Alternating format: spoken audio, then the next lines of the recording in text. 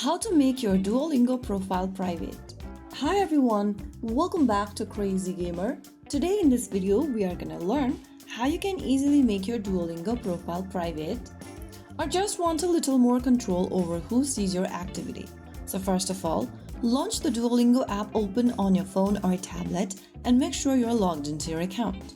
From the home page of Duolingo, go ahead and tap on the three dots at the bottom right corner to open up this expanded menu. From here, click on Profile. Inside the Profile section, go to the top right corner and tap on the gear button.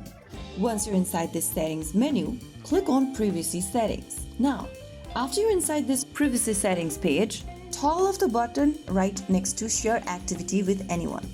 Once you turn this option off, no one will be able to see your activity on their feed, not just followers. So that is how you can easily turn off privacy feature or make your Duolingo profile private.